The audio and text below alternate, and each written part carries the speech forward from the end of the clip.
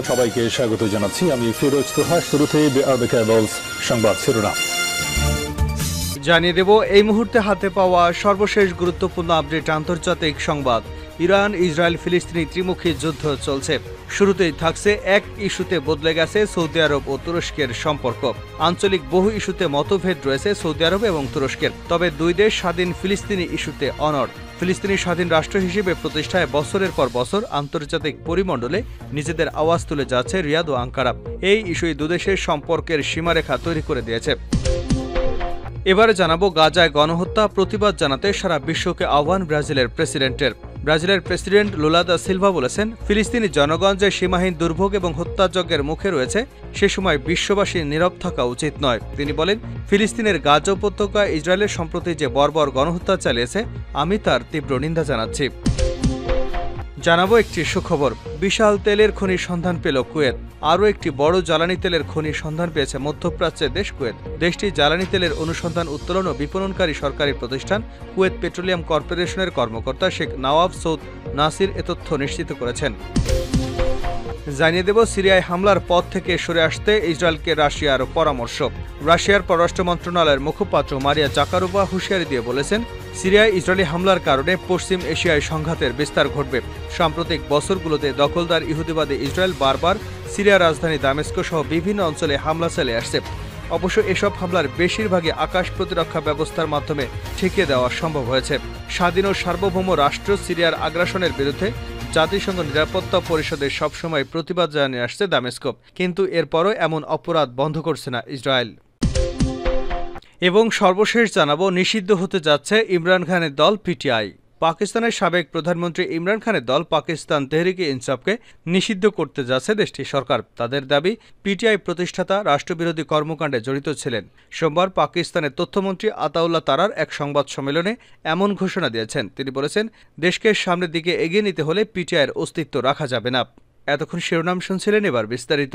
প্রিয় দর্শক, আপনি যদি এই চ্যানেলে নতুন হয়ে থাকেন, ভিডিওটি দেখতে দেখতে চ্যানেলটি সাবস্ক্রাইব করে আমাদের সঙ্গে থাকুন। আর এই ভিডিও সম্পর্কে আপনি আপনার মূল্যবান মতামতটি কমেন্ট বক্সে জানিয়ে দিন। আর হ্যাঁ প্রিয় দর্শক, জানিয়ে দিন ভিডিওটি কোথা থেকে দেখছেন। এক ইস্যুতে বদলে গেল সৌদি আরব ও তুরস্কের সম্পর্ক।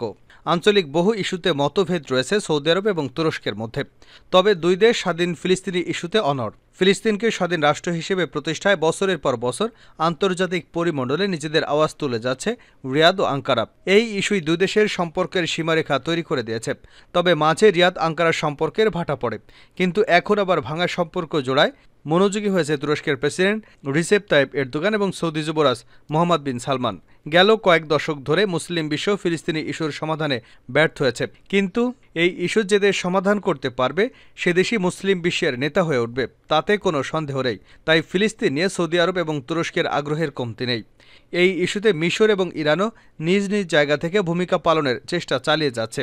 তবে চলমান গাজা যুদ্ধ নিজেদের মধ্যে প্রতিযোগিতা বাদ দিয়ে ফিলিস্তিন ইস্যুতে সমাধানে এক হচ্ছে এই দেশগুলো। তুরস্কের জনগণের সমর্থন আদায়ে এরদোগান নিজেকে ফিলিস্তিনি জেরুজালেমের ইসলামিক স্থাপনা রক্ষক হিসেবে উপস্থাপন করে যাচ্ছেন। এজন্য পশ্চিমা বিরোধী অবস্থান নিয়ে ফিলিস্তিনি যোদ্ধাদের সহায়তা দিয়ে যাচ্ছেন তিনি। কিন্তু নিজের দেশের সমস্যায় এরদোগানকে ব্যস্ত রেখেছে, তাই ফিলিস্তিন ইস্যুতে সেভাবে ভূমিকা রাখতে পারছে না তুরস্ক। সৌদি আরবও ফিলিস্তিন ইস্যুতে নিজের অবস্থান নিয়ে অনড়। এখন নিজ নিজ দেশের স্বার্থ হাসিল করে ফিলিস্তিন ইস্যুতে জোরালো হচ্ছে রিয়াদ ও আঙ্কারা।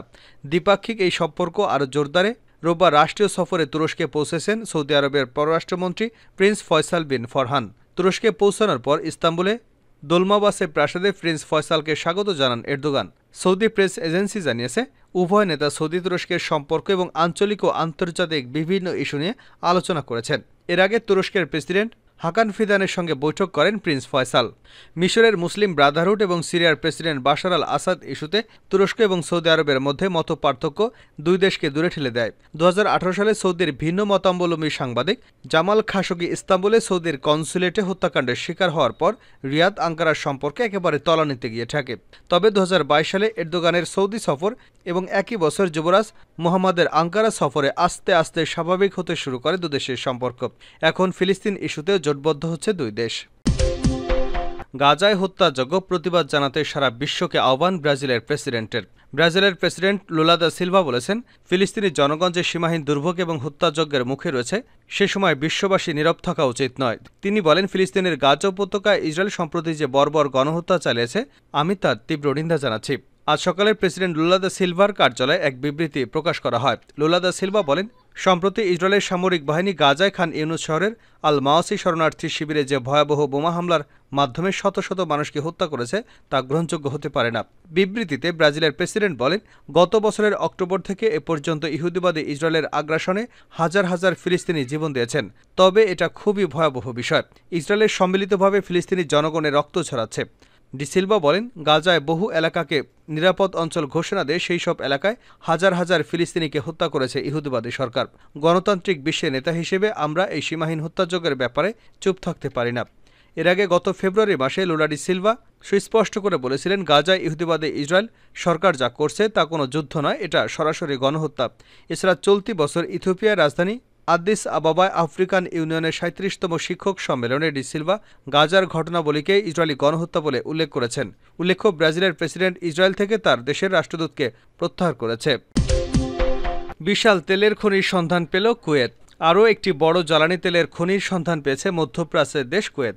দেশটির জ্বালানি তেলের অনুসন্ধান, উত্তোলন এবং বিপণনকারী প্রতিষ্ঠান কুয়েত পেট্রোলিয়াম কর্পোরেশনের কর্মকর্তা শেখ নওয়াফ সৌদ নাসির এ তথ্য নিশ্চিত করেছেন।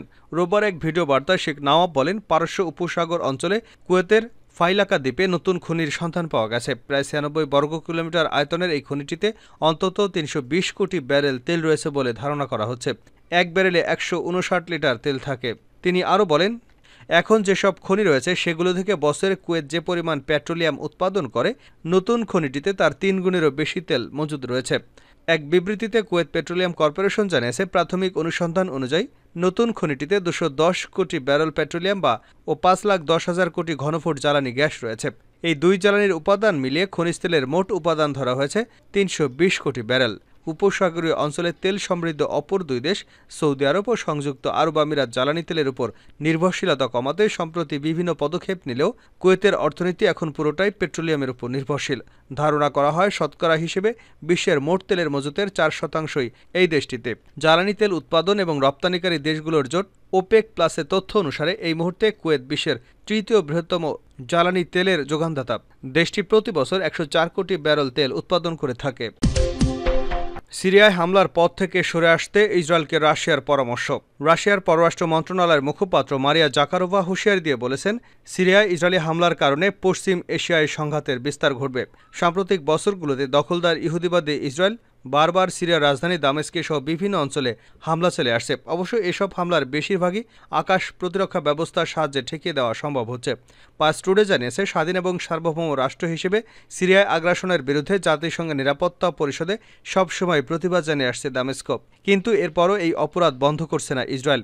রুশ মুখপাত্র আল মাদিন টিভি চ্যানেলকে দেওয়া এক সাক্ষাৎকারে ইহুদিবাদে ইসরায়েলের অভ্যুত্থ আগ্রাসনের নিন্দা জানিয়ে বলেছেন, ইসরায়েলের দায়িত্বজ্ঞানহীন পদক্ষেপের কারণে সংঘাত ছড়িয়ে পড়লে তা গোটা অঞ্চলের জন্যই বিপদ হয়ে দাঁড়াবে। মারিয়া জাকারোভা বলেন, দামেস্কে ইরানি দূতাবাসের কনসুলেট ভবনে ইসরায়েলি হামলায় পশ্চিম এশিয়া অঞ্চলে একটি বড় যুদ্ধের দ্বারপ্রান্তে পৌঁছে গিয়েছিল। সেই অবস্থায় ইসরায়েলের উচিত ছিল সিরিয়ার বিরুদ্ধে আগ্রাসী তৎপরতা থেকে বিরত থাকা এবং আন্তর্জাতিক আইন ও নীতিমালা মেনে চলা। এই রুশ কূটনৈতিক আরও বলেন, দখলদার ইসরায়েলের কৌশলগত অংশীদার আমেরিকা এবং তার পশ্চিমা মিত্ররা পশ্চিম এশিয়ার চলমান পরিস্থিতির বিষয়ে নীরব থাকে এবং এই অঞ্চলে হামলা ও সংঘাতকে স্বাভাবিক হিসেবে মেনে নিয়েছে। তবে পশ্চিম এশিয়ার যুদ্ধ বন্ধ করে শান্তি ফিরিয়ে আনতে রাশিয়ার সুস্পষ্ট প্রস্তাবনা রয়েছে বলেও জানিয়েছেন তিনি। নিষিদ্ধ হতে যাচ্ছে ইমরান খানের দল পিটিআই। পাকিস্তানের সাবেক প্রধানমন্ত্রী ইমরান খানের দল পাকিস্তান তেহরিকে ইনসাফকে নিষিদ্ধ করতে যাচ্ছে দেশটির সরকার। তাদের দাবি, পিটিআই প্রতিষ্ঠাতা রাষ্ট্রবিরোধী কর্মকাণ্ডে জড়িত ছিলেন। সোমবার পাকিস্তানের তথ্যমন্ত্রী আতাউল্লাহ তারার এক সংবাদ সম্মেলনে এমন ঘোষণা দিয়েছেন। তিনি বলেছেন, দেশকে সামনের দিকে এগিয়ে নিতে হলে পিটিআইয়ের অস্তিত্ব রাখা যাবে না। তারার বলেন, বিদেশি তহবিল মামলা, নইমে দাঙ্গা, সাইফার মামলার পাশাপাশি যুক্তরাষ্ট্রের পাশ করা প্রস্তাবের পরিপ্রেক্ষিতে আমরা বিশ্বাস করি পিটিআইকে নিষিদ্ধ করার মতো যথেষ্ট বিশ্বাসযোগ্য প্রমাণ রয়েছে। তিনি বলেন, আমরা পিটিআইয়ের উপর নিষেধাজ্ঞা আরোপ করতে যাচ্ছি। আমরা বিশ্বাস করি সংবিধানের ১৭ অনুচ্ছেদ সরকারকে রাজনৈতিক দলগুলো নিষিদ্ধ করার অধিকার দেয়। বিষয়টি সুপ্রিম কোর্টে পাঠানো হবে বলেও জানিয়েছেন পাকিস্তানের তথ্যমন্ত্রী। ইমরান খানকে উদ্দেশ্য করে তিনি আরও বলেন, আপনি আপনার রাজনৈতিক স্বার্থের জন্য দেশের কূটনৈতিক সম্পর্ক নষ্ট করার চেষ্টা করেছিলেন এবং যুক্তরাষ্ট্রে পাকিস্তানের বিরুদ্ধে একটি প্রস্তাব পাশ করতে গিয়েছিলেন।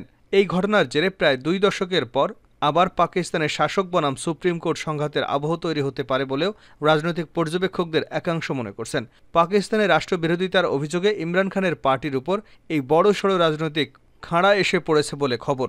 এর আগে 71 বছর বয়সী ইমরান খান 1996 সালে পিটিআই গঠন করেছিলেন। সেটি 2018 সালে পাকিস্তান ক্ষমতায় আসে। অনাস্থা প্রস্তাবে হারার পর তার সরকার এপ্রিল 2022-এ পতন ঘটে। তার বিরুদ্ধে একাধিক মামলায় তিনি বর্তমানে রাওয়ালপিন্ডি আদিয়ালা কারাগারে বন্দী রয়েছেন।